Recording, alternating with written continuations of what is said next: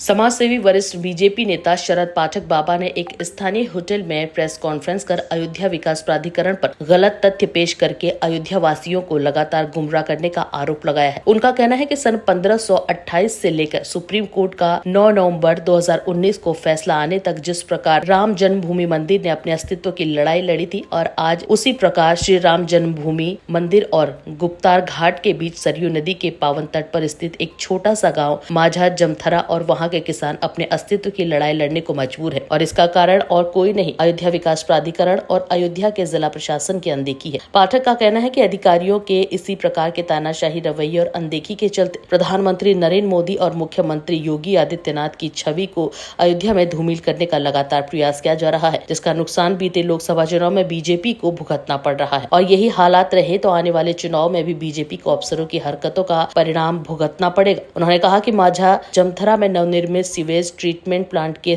परिसर में नियमों की अनदेखी करते हुए और बिना मानचित्र स्वीकृत कराए 3 मंजिला 2 भवनों का निर्माण पूरा किया जा चुका है और निजी भूस्वामी अगर झोपड़ी भी बनाना चाहे तो अयोध्या विकास प्राधिकरण अपने ही नियमों और महायोजना 2031 के प्रावधानों को दरकिनार करके गलत तथ्यों का हवाला देते हुए कार्यों को रुकवा देता है।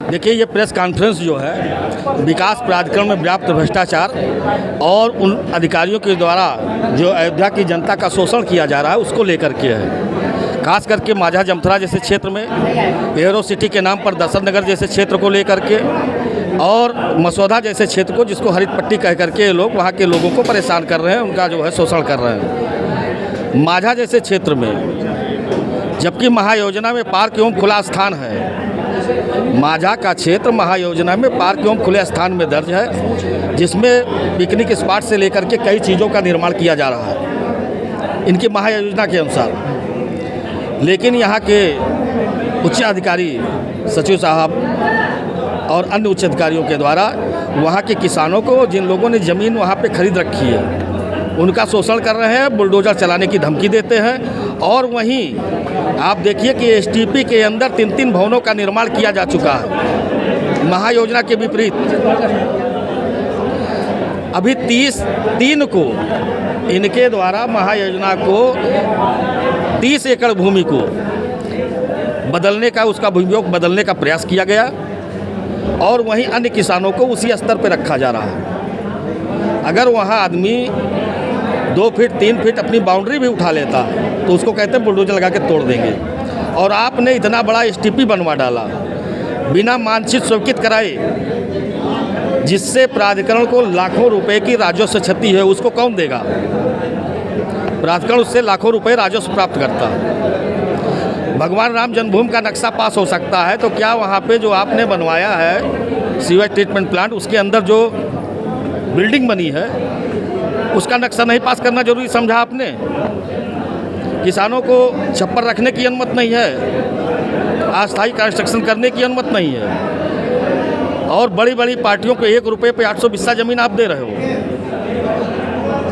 तो ये पूर्णतया गलत है। और दर्शन नगर जैसे क्षेत्र में कई गांव आते हैं, आपने एरो सिटी घोषित कर दी, आप जगह जगह बैकफुट पे भी आ जाते हो।